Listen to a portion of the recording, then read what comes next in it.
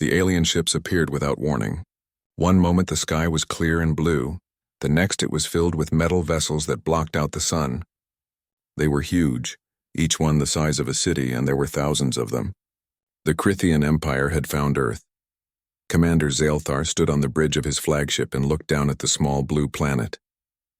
His people had conquered 400 worlds across the galaxy. They had destroyed civilizations that had existed for millions of years. This primitive planet would be easy. The humans had barely left their own solar system. They knew nothing of real war. He pressed a button and his face appeared on every screen across Earth. Every television, every computer, every phone showed the same image. A tall creature with gray skin and eyes that glowed red in the darkness. "Humans of Earth," Zaelthar said in perfect English. "You have 72 hours to surrender. Lay down your weapons. Abandon your cities. Accept your place as servants of the Krithian Empire. If you refuse, we will erase you from existence. Every man, woman, and child will die. Your world will become dust. You have 72 hours to decide." The message ended. Across the planet, people stood in shock. Some screamed. Some cried. Some refused to believe it was real. President Linda Morrison sat in an emergency bunker deep beneath Geneva. Around her were the leaders of every nation on Earth. They all looked scared. They all looked to her for answers she did not have. General Marcus Webb pulled up a hologram that showed the alien fleet. "We count 10,000 ships in orbit," he said. His voice was steady, but his hands shook. "We have 600 warships. Our weapons barely scratch their shields. Our missiles explode before they reach their targets. We are outmatched in every way." Admiral Claire Brooke stood up. She was the oldest person in the room and had fought in 3 wars. "We need to evacuate. Save who we can. Get people off the planet before they attack." "Evacuate where?" Morrison asked. "They have ships around Mars. Luna Station stopped responding an hour ago. There is nowhere to run." Captain Jake Sullivan watched from the bridge of the UEDS Defiant, one of Earth's newest carriers. He was 35 years old and had never seen real combat. None of them had. Humanity had been at peace for 50 years. They had no idea how to fight an enemy like this. "Captain, the alien ships are moving," his tactical officer said. "They're entering the atmosphere." Sullivan watched the screens as 100 Krithian vessels descended toward Earth's major cities. They moved slowly, deliberately, like they had all the time in the world. Because they did. The first strike hit New York. The weapon did not explode. It did not burn. It simply erased. A beam of purple light touched the city, and everything it touched turned to gray dust. Buildings, cars, people, all of it became ash that blew away in the wind. In 30 seconds, 9 million people ceased to exist. Tokyo was next. Then Mumbai. Then São Paulo. The Krithians were not trying to conquer. They were trying to destroy. They were showing humanity what happened to species that refused to submit. Lieutenant Amy Parker was stationed at the Antarctica Research Facility when the attacks began. She was a scientist, not a soldier, but she watched the feeds from around the world with horror. Cities vanished. Millions died. The sky turned violet from the alien shields that deflected every weapon Earth threw at them. Dr. Henry Cross, the facility director, gathered everyone in the main laboratory. There were 30 scientists and 20 military personnel. They were far from the fighting, but they all knew it would reach them eventually. "We have been working on something," Dr. Cross said. He was 60 years old with gray hair and tired eyes. "Something the government ordered us to keep secret. It is called Project Prometheus. It might be the only thing that can save us." He pulled up files on the computer. Amy leaned forward to read them. What she saw made no sense. Quantum equations that violated every law of physics. Energy readings that should not exist. And at the center of it all, a gateway to somewhere else. Sergeant Daniel Hayes led his squad through the burning ruins of Chicago. The city was gone. The buildings were rubble. The streets were filled with bodies. They were trying to evacuate civilians to the underground tunnels before the Krithian ground forces arrived. Hayes was 28 years old and had joined the military because his father had been a soldier.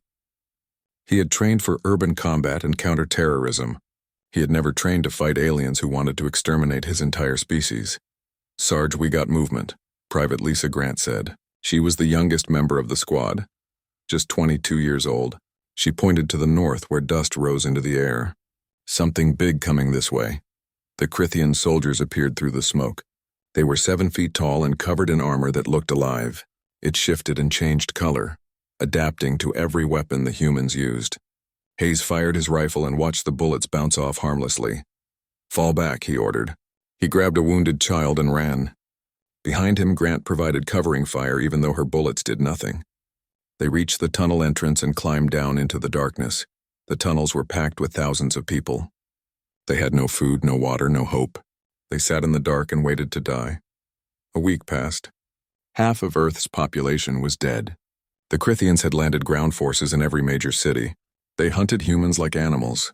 They killed without mercy, without emotion. It was not war. It was extermination. Commander Zaelthar sent another message. "You see now that resistance is pointless. Your weapons cannot hurt us. Your ships burn like paper. Your cities turn to dust. Surrender now and some of you may live as slaves. Continue to fight and every last human will die. We will erase you so completely that the galaxy will forget you ever existed." In the Antarctic facility, Dr. Cross and his team worked day and night. The gateway was ready. It swirled with blue and white energy that hurt to look at. Amy stood in front of it with a scanner in her hands. "What is on the other side?" she asked. "We do not know," Dr. Cross admitted. "The probes we sent through stopped transmitting after a few minutes. But before they did, they sent back energy readings unlike anything we have ever seen. This place, wherever it is, operates on different rules, different physics. If we can understand it, if we can harness it, maybe we can find a way to fight back." President Morrison's voice came over the emergency channel. She was in a bunker in the Rocky Mountains, one of the last government facilities still operational. "Do whatever you need to do. We have nothing left to lose. Earth is dying. Our people are dying. If this gateway can give us a chance, any chance, take it." Captain Sullivan volunteered immediately. He chose 3 people to go with him. Commander Kyle Rogers, his best tactical officer, Engineer Sophie Turner, who understood quantum mechanics better than anyone, and Medical Officer Nathan Price in case something went wrong. They stood in front of the gateway in full combat gear. None of them knew what was on the other side. None of them knew if they would come back. But they had seen what the Crithians were doing to their world. They had to try. "Ready?" Sullivan asked. The 3 nodded. They stepped through the gateway into darkness. The void was nothing like they expected. It was not empty space. It was not another planet. It was something else entirely. Darkness stretched in every direction, broken only by streams of energy that pulsed like veins carrying blood. The energy glowed blue and white and hurt to look at directly. Sullivan checked his instruments. Nothing made sense. His compass spun wildly. His altitude meter showed negative numbers. According to his watch, they had been inside for 6 hours. According to mission control, only 6 minutes had passed. "There is something here," Sophie said. She pointed into the distance where a massive structure floated in the void. It looked like coral made of crystal and light. "I am reading power levels that should not be possible." "That thing is generating more energy than our entire sun." They moved toward it carefully. The structure seemed to react to their presence. Paths of light formed beneath their feet, guiding them deeper inside. At the center, they found what looked like a reactor. It pulsed with energy that made their teeth hurt and their skin tingle. Kyle scanned it with every instrument they had. "This is beyond anything we know. If we could tap into even a fraction of this power, we could fight the Crithians. We could actually fight them." Then the structure spoke, not with words but with thoughts that appeared directly in their minds. The sensation was overwhelming and terrifying. Something vast and ancient lived here, something that had watched the universe since before stars were born. It called itself the Witness. It had seen species rise and fall for billions of years. It had watched the Crathians destroy hundreds of civilizations. It observed everything but the laws that governed it prevented interference. "But you came here," the thoughts continued. "You found your own way. That changes things." The Witness offered them knowledge. It would teach them how to use the energy of this place, how to bend reality itself. But there was a cost. Anyone who used this power would change. They would become something more than human, something less than human. They would become weapons. Sullivan did not hesitate. "Show me." Captain Sullivan floated in the heart of the void structure while energy poured into him. It felt like drowning and flying at the same time. The power burned through his veins, rewrote his cells, changed him at a level so deep he could feel his DNA shifting. He wanted to scream but had no breath. He wanted to run but had nowhere to go. Then it stopped. He dropped to the crystalline floor and gasped for air. His hands glowed with blue light. When he looked at his team, he could see their heartbeats, their brain activity, their fear and hope all mixed together. He could sense their thoughts without hearing them. "What did you do to me?" Sullivan asked the witness. "I gave you access to the fundamental forces of reality," the ancient entity replied in his mind. "You can now manipulate space and time on a small scale. You can phase between dimensions. You can disrupt matter itself. But every time you use this power, you will become less like what you were, and more like what you must be." Commander Kyle Rogers stepped forward. "I want it too. If this can help us save Earth, I want it." Sophie Turner and Nathan Price agreed. One by one, the witness transformed them. Each experienced the same burning agony, the same fundamental change. When they emerged from the process, they were no longer fully human. Back at the Antarctic facility, Dr. Cross monitored their vital signs through instruments that barely functioned. "Their DNA is changing. Their brain waves are operating on frequencies I have never seen. They should be dead, but instead they are becoming something new." President Morrison watched the data with a mixture of hope and horror. "Can they fight? Can they use this power against the Crithians?" "I think so," Amy Parker said. She studied the energy readings carefully. "This void energy operates outside normal physics. The Crithian shields and weapons rely on electromagnetic forces and quantum mechanics we understand. This is something different, something their technology was not designed to counter." The team returned through the gateway. They looked the same but moved differently. Sullivan walked with perfect balance, like gravity meant nothing to him. Kyle's eyes glowed faintly in the dim light. Sophie's hands flickered between solid and transparent. Nathan could sense injuries and illness in everyone around him without any medical equipment. "We need more people," Sullivan said. "We need soldiers who are willing to undergo the transformation. We need to build an army." Sergeant Hayes received the call in the Chicago tunnels. The voice on the radio was Dr. Cross explaining that they had found something that could help humanity fight back. They needed volunteers. People willing to risk everything for a chance to save their species. Hayes looked at his squad. They were exhausted, wounded, running low on ammunition. The Crithians were venting poison gas into the tunnels.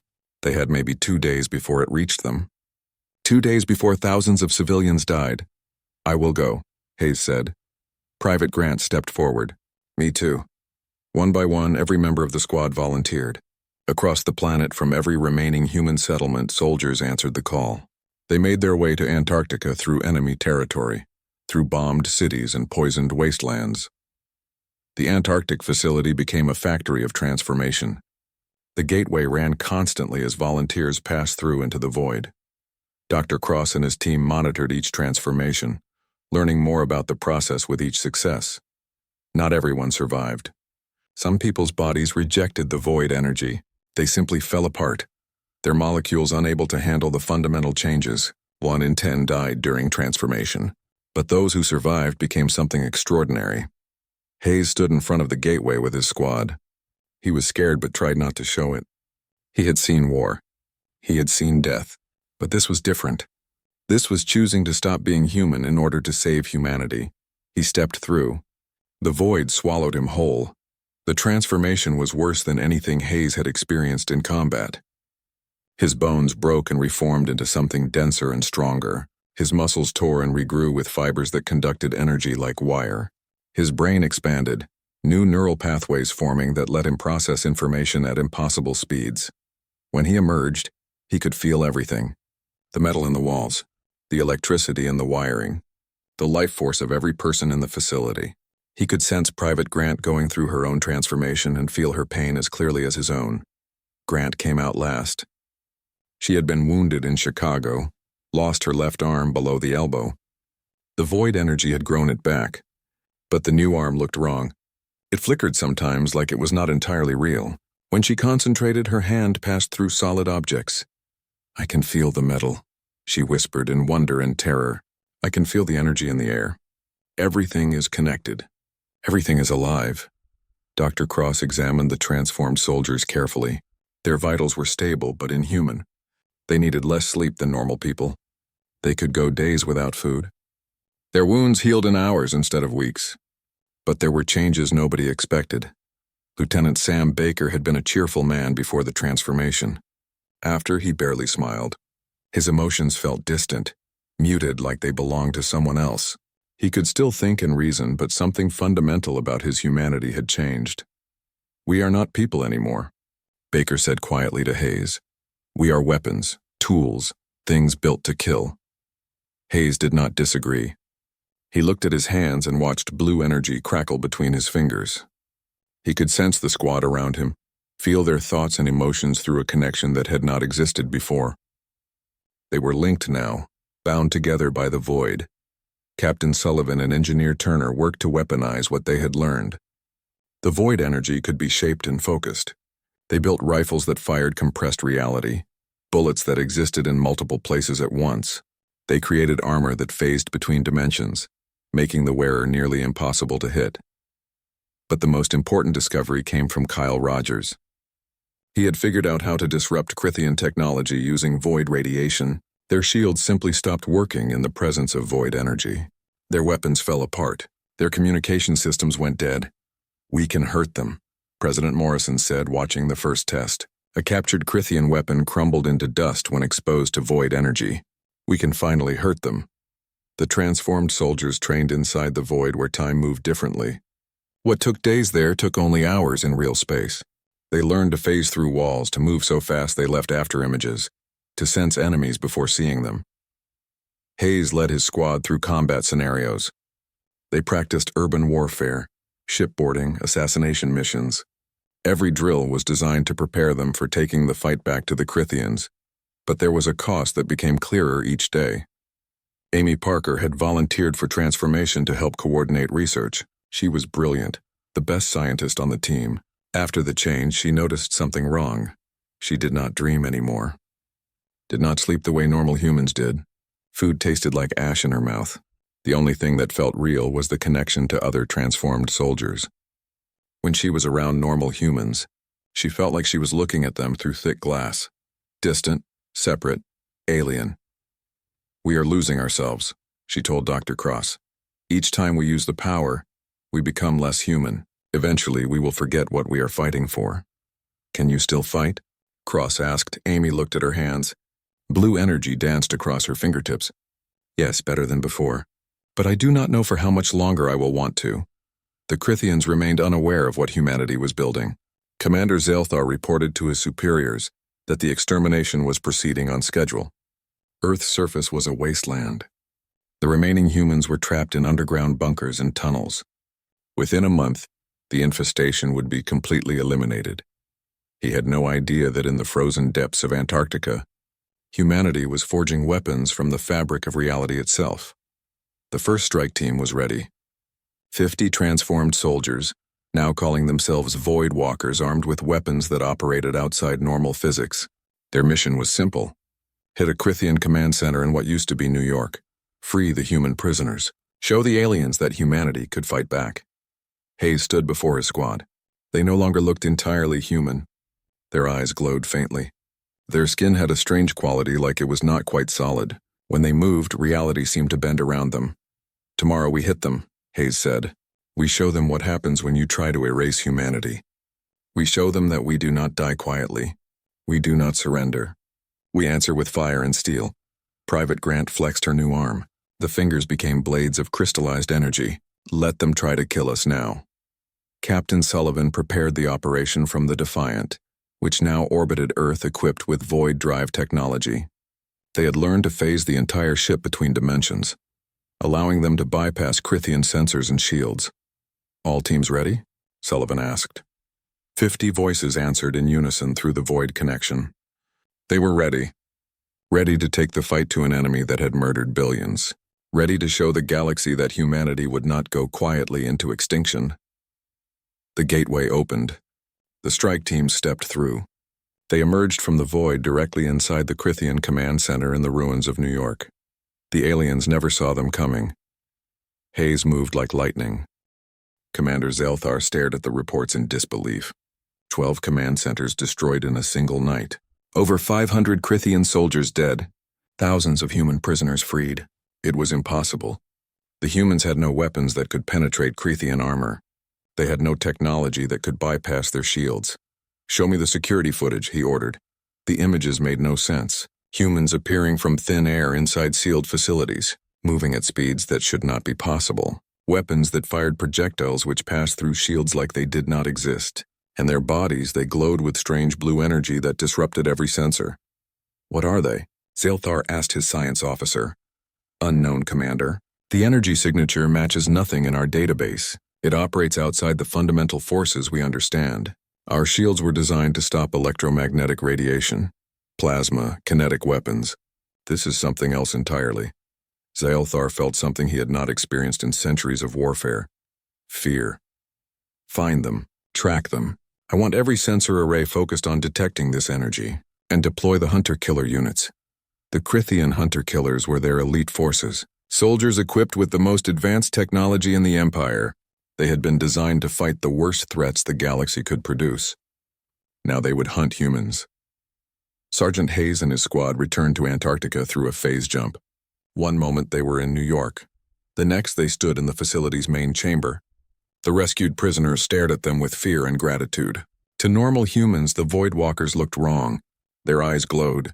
Their movements were too smooth. They did not quite seem real. Good work, Sergeant, Captain Sullivan said. But the Krithians know about us now. They will adapt their tactics. The next mission will be harder. Hayes nodded. He could feel his connection to the squad, sense their exhaustion and satisfaction at the successful mission. But he could also feel the changes accelerating. Each time they used their powers, they became less human. Private Grant barely spoke anymore. She communicated through the void connection, sending thoughts and emotions instead of words. Dr. Cross examined the captured Krithian equipment. Their technology is centuries ahead of ours in conventional terms, but it all relies on principles we know: electromagnetic forces, quantum mechanics, gravity manipulation. The void energy bypasses all of that. It operates on a deeper level of reality. Engineer Sophie Turner agreed.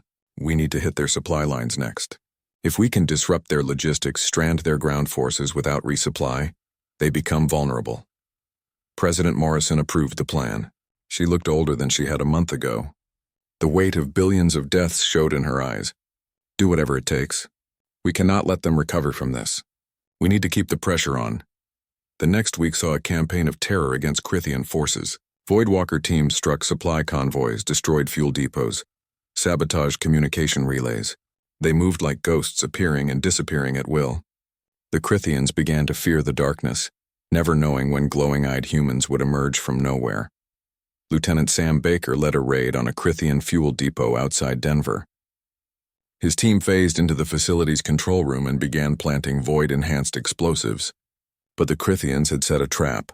Hunter-killer units dropped from the ceiling. They moved fast, faster than normal Krithian soldiers. Their weapons fired rounds designed to disrupt void energy patterns. Baker felt the connection to his squad flicker and die as jamming fields activated. Contact, contact, Baker shouted into his radio. But the jamming cut off his transmission. They were alone and surrounded. The fight was brutal. Baker's team tried to phase out, but the jamming prevented it. They fought hand to hand, void blades against Krithian energy weapons. 2 of Baker's people died before they could adapt. Corporal Mike Chen took a direct hit from a disruption rifle. His body simply came apart, torn between dimensions. Specialist Kate Moore lasted longer. She held off 3 hunter-killers while Baker completed the demolition sequence. Then a blade found her neck and she dropped without a sound. Baker felt her disappear from the void connection, felt the sudden absence where her presence had been. He activated the explosives and ran. The facility exploded behind him, taking out the hunter-killers and most of the fuel storage. But the cost was high. 2 more names on the list of those humanity had lost. They are learning, Baker reported to Sullivan. They have weapons that can hurt us now, jamming fields that block our connection. We cannot phase out when those fields are active. Sullivan gathered the command staff. The Krithians will adapt faster now. We need a new strategy, something they cannot counter. Dr. Cross pulled up star maps showing the Krithian Empire. We have been focusing on Earth, but the Empire spans 400 worlds. If we can get the data from their captured systems, we might find their military headquarters. Cut off the head and the body dies. Amy Parker had been working with the data from the captured ship. Her transformation made her able to process information at inhuman speeds. She could read 1,000 pages in the time it took a normal human to read one. Found it, she said. Careth Prime, their military command center. It is in the Andromeda Galaxy, 2 million light-years from here. Admiral Claire Brooks shook her head. We cannot reach Andromeda. Even with void drives, that journey would take years. Not if we use the void itself, Sophie Turner said. We have been using it for short jumps, tactical insertions. But the void exists outside normal space. Distance means nothing there. If we can calibrate the drives correctly, we could cross 2 galaxies in a single jump. The plan was insane. They would take the Defiant, equipped with stolen Crithian technology and void drives, directly to the enemy's fortress world. Voidwalker teams would infiltrate the command structure while the fleet engaged their defenses. It is a suicide mission, General Marcus Webb said flatly. Even if we reach Careth Prime, they have thousands of ships defending it. We have 30 vessels. We will be destroyed. Then we make sure our deaths count, Sullivan replied. Intelligence suggests 50 species are under Crithian occupation. If we take out their command structure, those species might rebel. We light that spark and the Empire burns from within. Sergeant Hayes and his squad were assigned to the infiltration team. They spent 3 days in void time training, which translated to 6 hours in real space. They practiced every scenario, every contingency. They drilled until they could execute the mission without thinking. But Hayes felt the changes accelerating. He barely slept anymore. Food had no taste. The only time he felt anything real was when using his powers or connecting with other void walkers. Normal humans seemed distant, fragile, temporary. He was becoming something else. On the eve of the assault, Hayes gathered his squad. Private Grant, Lieutenant Baker, and 3 new void walkers who had joined after losing their families. Corporal Nina Ross, Specialist Victor Lane, and Private First Class Owen Hughes. All of them glowed faintly in the darkness. Tomorrow we take the fight to their home, Hayes said. We make them pay for every human life they took. We show the galaxy that you do not exterminate humanity without consequences. Grant looked at her flickering hand. Sarge, are we still human? Hayes was quiet for a long moment. No, we are what humanity had to become to survive. Maybe that is enough. The Defiant prepared for the longest phase jump ever attempted. Every system was pushed beyond design limits. The void drive generators ran at maximum power, drawing energy directly from the dimension between dimensions. Captain Sullivan stood on the bridge watching Earth's ruined surface on the view screen. Half the planet was dark. The atmosphere was poisoned. Billions were dead. But the survivors endured. They rebuilt in the shadows, waiting for the day they could reclaim their world. All stations report ready, Commander Kyle Rogers said. Void drive charged to capacity. Sullivan took a deep breath. For everyone we lost. For everyone still fighting. Engage. The Defiant phased into the void. Reality twisted around the ship. Space compressed, distance became meaningless. The crew felt themselves stretched across impossible dimensions. Some screamed. Some prayed. Some simply held on and hoped they would survive. Then they emerged above Careth Prime. The Crithian fortress world hung in space like a metal moon. 3 massive shield generators protected it from orbital attack. A fleet of 2,000 warships surrounded it in defensive formations. It had never been attacked in the Empire's 10,000-year history. Until now. For a moment, there was only silence on both sides. The Crithians could not believe a single human ship had appeared above their most protected world. Sullivan could not believe they had actually survived the jump. All Voidwalker teams deploy, Sullivan ordered. Show them hell.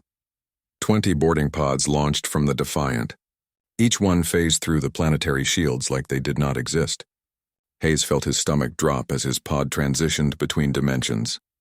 Then they were through the atmosphere and falling toward the primary command citadel. The pod never touched ground. At 50 meters altitude, Hayes and his squad phase-jumped directly into the citadel's core. The Crithian commanders barely had time to reach for weapons. These were not frontline soldiers. These were the architects of Earth's destruction, the ones who had ordered the genocide. The space above Careth Prime erupted into chaos. The Defiant fired its void-enhanced weapons at the Crithian defense fleet.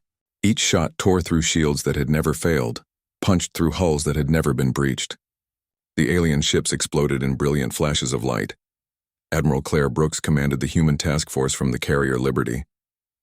They had 30 ships against 2,000. The odds were impossible, but they had void technology and centuries of human stubbornness. Target their command ships, Brooks ordered. Disable their coordination and they will fall into disarray. The human fleet moved in tight formation, covering each other's weak points. Void drives let them phase in and out of normal space, appearing behind enemy lines before the Crithians could react. It was not a fair fight, but humanity had stopped caring about fair when the aliens tried to exterminate them. Inside the Citadel, Sergeant Hayes and his squad moved through corridors of polished metal. They encountered Crithian security forces and cut through them like paper. Hayes felt nothing as he killed. No guilt, no satisfaction, just cold efficiency. He was a weapon now. That was all that mattered. Charges planted in sections 1 through 5, Corporal Ross reported through the void connection. 6 through 10 still need coverage. Lieutenant Baker and his team secured the secondary command center. They found detailed maps of the entire Crithian Empire, locations of fleet staging areas, supply depots, weapons research facilities, and most importantly, they found a list of subjugated species in their homeworlds. Send this to the Defiant, Baker ordered. Command needs to see this. On the Defiant's bridge, Captain Sullivan reviewed the data. There are 50 species under Crithian control. Some have been enslaved for thousands of years. If we can get this information to them, show them the Empire is vulnerable, they might rebel. Commander Kyle Rogers worked the communication systems, broadcasting on all known frequencies, sending the data and a message. The message was simple. The Crithian Empire had tried to destroy humanity. Humanity had answered by striking at the heart of their military power. The Empire was not invincible. Now was the time for every enslaved species to rise up and take back their freedom. Across the galaxy, the message was received. On worlds that had known nothing but Crithian oppression for generations, slaves and prisoners looked at each other with new hope. If the humans could fight back, maybe they could too. Commander Zelthar watched his fleet crumble from the bridge of his flagship, the Eternal Dominion. He could not understand what was happening. The human ships should have been destroyed in the first minutes of battle. Instead, they moved like ghosts, appearing and disappearing, their weapons cutting through his forces with ease. How many ships have we lost? He demanded. 400 and counting, Commander, his tactical officer reported. The humans are using some kind of dimensional technology. Our shields cannot stop it. Zelthar felt rage and fear mixing in equal measure. Deploy all forces. I want those human ships destroyed. Activate the planet killers. The planet killers were the Empire's ultimate weapons, ships designed for one purpose, to sterilize entire worlds. They moved into position around the human fleet, charging weapons that could crack a planet's crust. Admiral, we have a problem, the Defiance sensor officer called out. 5 ships just broke from the main fleet. They are charging weapons. Energy signature is off the scale. Sullivan knew what those ships were. Every major power in the galaxy had heard rumors of the Crithian planet killers. All ships target those vessels. Take them out before they fire. But the Crithians had planned for this. Their remaining fleet moved to block the human attack, sacrificing themselves to protect the planet killers. The countdown continued. 30 seconds until the weapons fired. Inside the Citadel, Hayes received the urgent message from the Defiant. They needed the planetary shields down immediately. If those shields stayed up, the Defiant could not phase jump the fleet to safety before the planet killers fired. Change of plans, Hayes told his squad. We need to hit the shield generators now. Ross, Lane, Hughes with me. Baker, Grant finished placing the charges. They split up. Hayes led his team through service tunnels toward the nearest shield generator. They moved faster than normal humans could track, phasing through locked doors, appearing behind guard posts before the alarms could sound. The generator room was massive, filled with machinery that hummed with power. 100 Crithian technicians worked at control stations. When Hayes and his team appeared, the technicians reached for weapons. It was over in seconds. Hayes did not give them time to react. His rifle fired in controlled bursts. Ross and Lane flanked left and right. Hughes covered the exits. The technicians fell like wheat before a scythe. Plant the charges, Hayes ordered. We blow this generator and the shields over this section drop.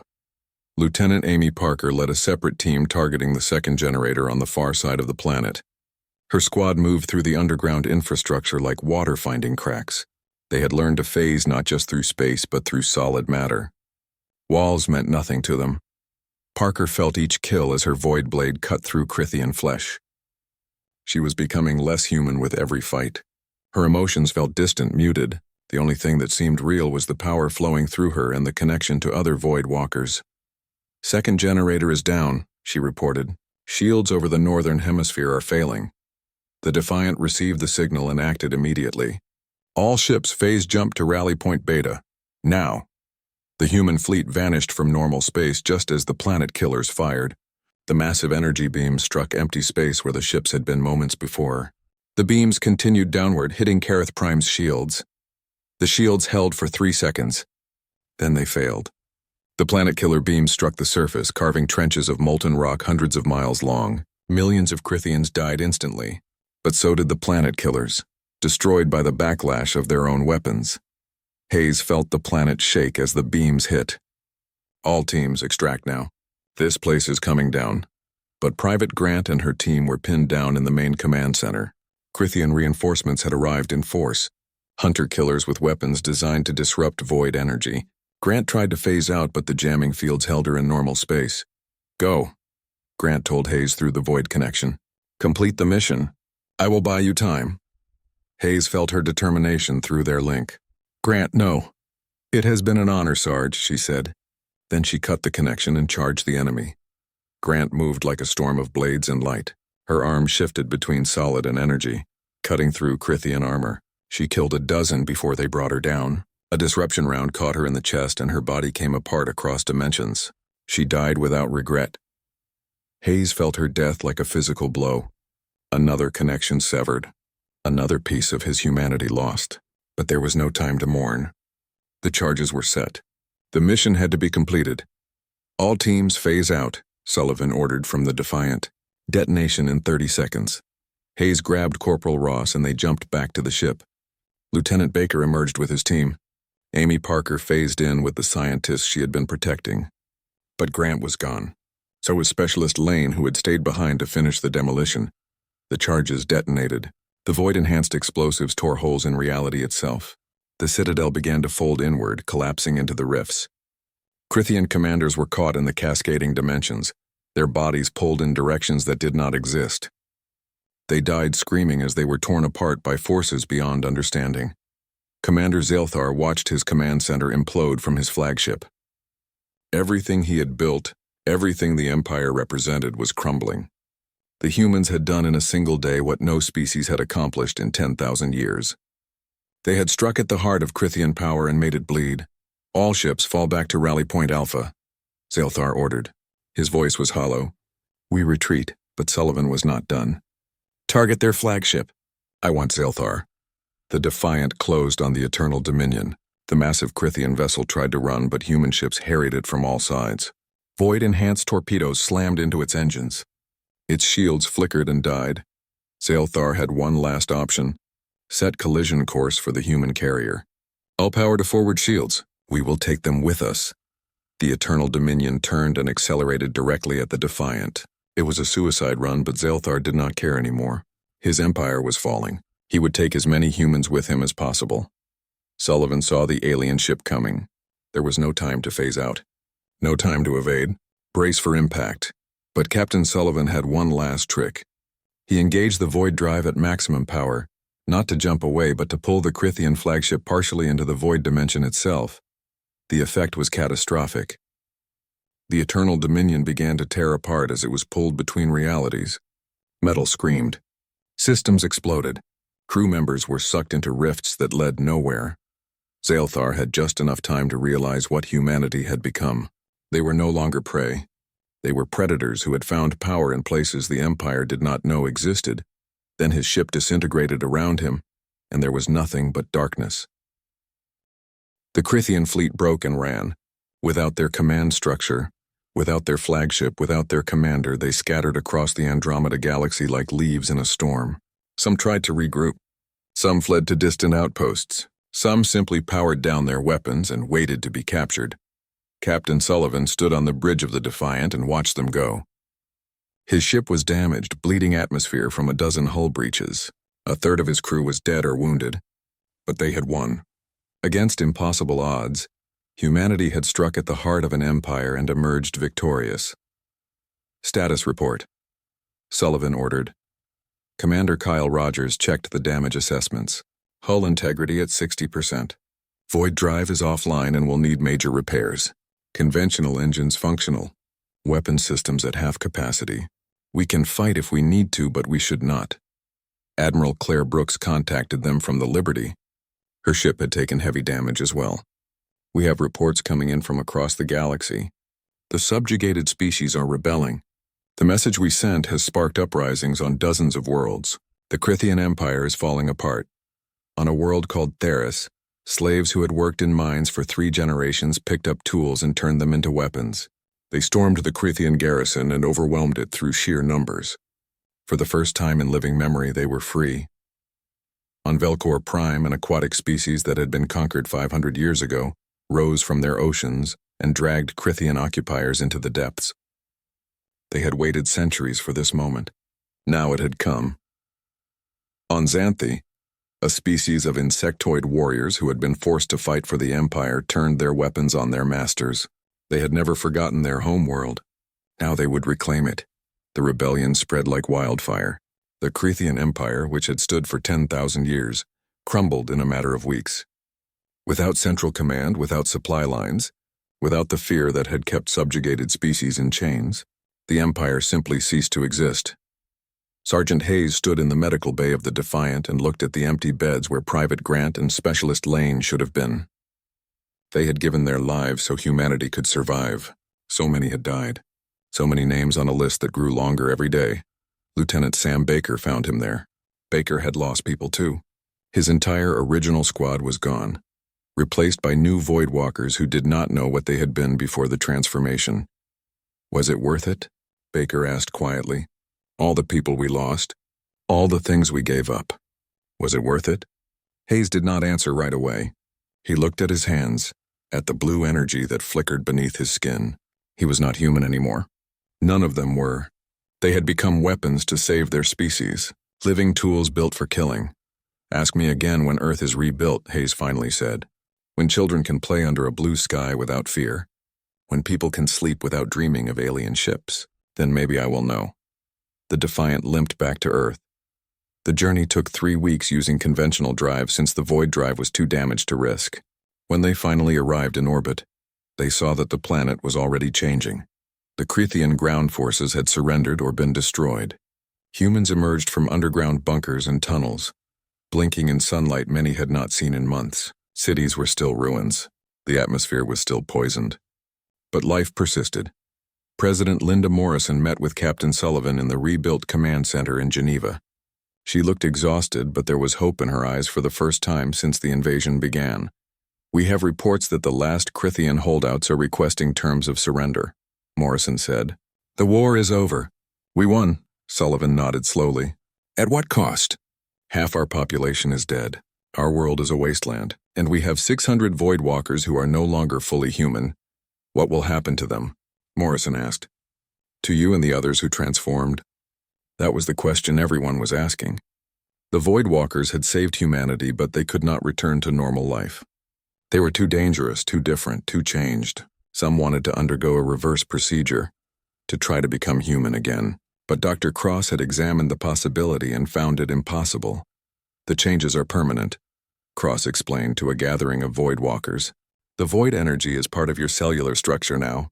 Removing it would kill you. You are what you are, and that cannot be undone. Lieutenant Amy Parker spoke for many when she said, Then what do? We cannot live among normal humans. We make them uncomfortable. They fear us. And honestly, we do not understand them anymore. Their concerns seem small. Their emotions seem distant. Captain Sullivan made a decision. He proposed the creation of the Void Guard, a permanent military force composed of Voidwalkers. They would be humanity's protectors, its first and last line of defense. When new threats emerged, the Void Guard would respond. We gave up our humanity to save our species, Sullivan told the assembled Voidwalkers. Now we dedicate what we have become to making sure no one ever tries to exterminate humanity again. We become guardians, watchers, the ones who stand between our people and the darkness. Sergeant Hayes was among the first to volunteer. So was Lieutenant Baker, Amy Parker, and hundreds of others. They established a base on the far side of the moon, away from Earth but close enough to respond if needed. They trained constantly, pushing their abilities to new limits. Dr. Cross continued his research into the void.